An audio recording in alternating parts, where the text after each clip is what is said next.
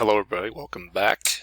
We're going to be doing a few story problems today, and the point is that sometimes just setting up the expression or the equation that we're trying to get after, and then ultimately on some of these we will solve them. So let's look at this first one here. It says the problem states there are 7 more girls than boys in a club. There are 23 members in the club in all. How many girls are there in the club? Let G represent the number of girls. What's the expression that can represent the number of boys? Okay, so a little bit of extra information in here. They're asking about, they do tell us 23 members in all, and we can figure out the number of girls and boys. But we just are trying to first find an expression for that represents the number of boys. Okay, well, we could start off by saying that G, the number of girls, equals the number of boys plus 7. So that's saying there are now 7 more girls than boys. So the number of girls G equals the number of boys, add 7. But to find the number of boys, we could take this equation and just solve it for B. We could take away 7 from both sides, and then we're just left with B equals G minus 7. So this expression could tell us the number of girls. Or I'm sorry, the number of boys. The number of boys. Boys is the number of girls, take away 7. That's it. That's all we really need to worry about here. Let's look at another one here where we have a multiple choice. Problem states there are 2 more horses than cows in a field. There are 16 animals in the field in all. How many horses are there in the field? Let's see, represent the number of cows. C for cows. Which equation represents the situation? All right. Well, similar to kind of set up the previous problem. Okay, so we have the number of cows, and then let's use H for horses, even though it doesn't say.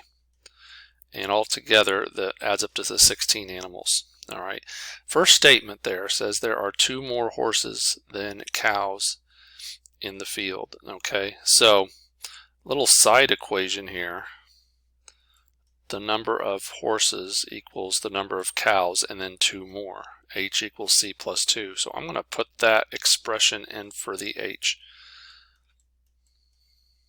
All right, I'll put in parentheses here just temporarily.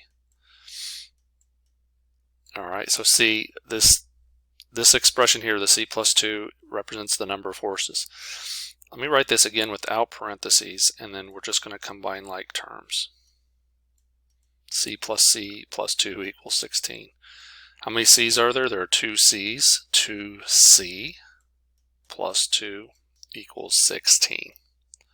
See, that's going to match letter D. So we're not solving it yet. We are just setting it up.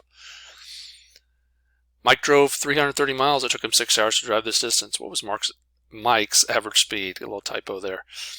All right, first you need to know this equation. D equals RT. Distance equals rate times time. If you could find the distance at something traveled by taking the rate, multiplying it by time. Well, what did Mike drive? He drove 330 miles. We don't know his rate. We're going to figure that out, his rate or his speed, but it took him 6 hours. All right, and so now we have this equation. 330 equals rate times 6. In order to solve for R, we would need to divide both sides of the equation by 6. The rate equals 330 divided by 6. Calculator says 55. So Mike was going 55 miles per hour, mph. So yeah, just remember that D equals RT, used a lot in problems like these. Good thing to memorize and understand. Distance equals rate times time. Look at another one here. Zach is 4 years older than twice his sister Maya's age. Maya is 5 years old. How old is Zach? Okay. Well, we can set this up with kind of like 2 variables. In that first sentence there, Zach is 4 years older than twice his sister's Maya's age, where Z is Zach's age, and M is Maya's age. All right, Z for Zach and M for Maya. All right, we're going to set this up. Zach is Z equals 4 years older, 4 plus twice Maya's age, 2m. So there's the setup. And they go on to say Maya's 5 years old. So we're going to put a 5 in for this m.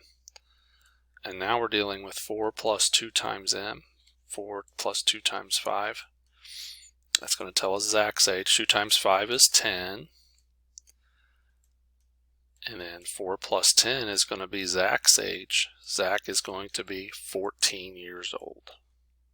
Zach is 14 years old. All right, last one.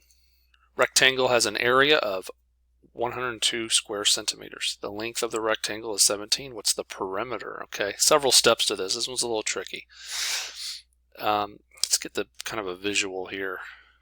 All right, so I have this rectangle. The area is 102 square centimeters.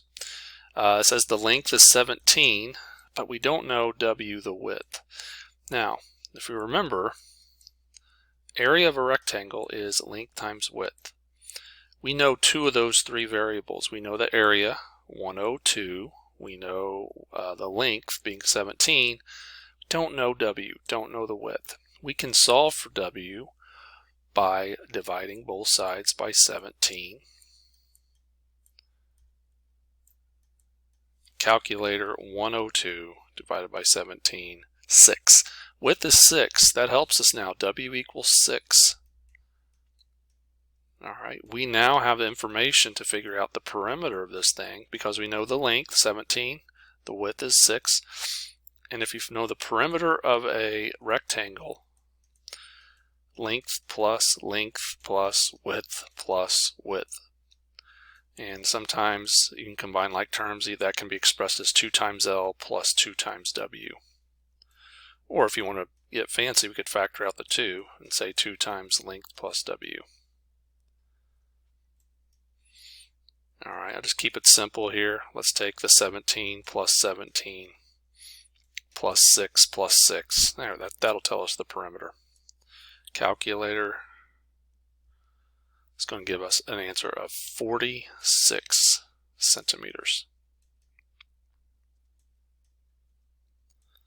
That is the perimeter. Remember, perimeter is 1 dimension, whereas area is 2 dimensions. But we had several steps here using the area equation to figure out width, taking the width and going back to our what we call a perimeter here. I know you may not, if you don't understand this stuff over here, that's fine. Just know that perimeter is all the sides added together. Thank you for watching. Hope this helped.